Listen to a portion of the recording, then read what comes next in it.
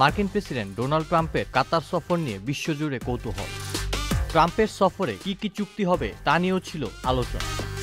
বিশ্বকে তাক লাগিয়ে মার্কিন প্রেসিডেন্ট ডোনাল্ড ট্রাম্প ও কাতারের আমির Sheikh Tamim bin Hamad Al সানির মধ্যে স্বাক্ষরিত একাধিক চুক্তির মাধ্যমে অন্তত $1,20,000 অর্থনৈতিক বিনিময় হবে বলে জানিয়েছে হোয়াইট হাউস।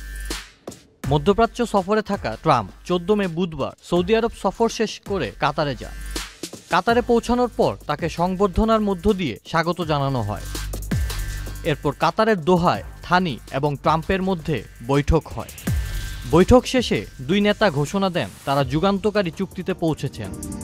এর আওতায় দুই দেশের মধ্যে $1,20,000 অর্থনৈতিক বিনিময়ের আশা করছেন ট্রাম্প ও থানি।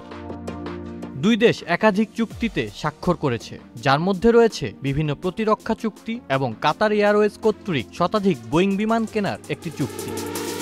$9,600 কোটি চুক্তির আওতায় কাতার এয়ারওয়েজ বোয়িং 787 ড্রিমলাইনার ও 777X সিরিজের মোট 210টি উড়োজাহাজ কেনার পরিকল্পনা করেছে। এছাড়া কাতারের আল উদিদ বিমান ঘাঁটি এবং অন্য আকাশ প্রতিরক্ষা সক্ষমতায় $3,800 কোটি বিনিয়োগের একটি ইচ্ছাপত্রও স্বাক্ষরিত হয়েছে। থানি বলেন, ট্রাম্পের কাতার সফরের মধ্য দিয়ে দোহা এবং ওয়াশিংটনের সম্পর্ক এক নতুন উচ্চতায় পৌঁছেছে। ট্রাম্প প্রথমে বলেছিলেন এই চুক্তির আওতায় 160টির বেশি জেট বিমান কেনা হবে, যার মূল্য $20,000 কোটি। তবে হোয়াইট হাউস তাদের বিবৃতিতে সে সংখ্যা সংশোধন করে বলেছে মোট 210টি উড়োজাহাজ কেনা হবে, যার আনুমানিক মূল্য $9,600 কোটি।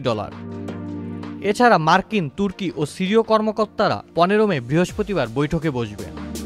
সেখানে সিরিয়ার ওপর থেকে নিষেধাজ্ঞা প্রত্যাহারে ট্রাম্পের পরিকল্পনার বিষয়ে বিস্তারিত আলোচনা হবে। মধ্যপ্রাচ্যে এবার 3টি দেশ সফর করছেন ট্রাম্প। সৌদি আরব থেকে শুরু হওয়া তার এই সফর 15 মে সংযুক্ত আরব আমিরাতে যাওয়ার মধ্য দিয়ে শেষ হবে। আওসাফুল ইসলাম আকিব, চ্যানেল।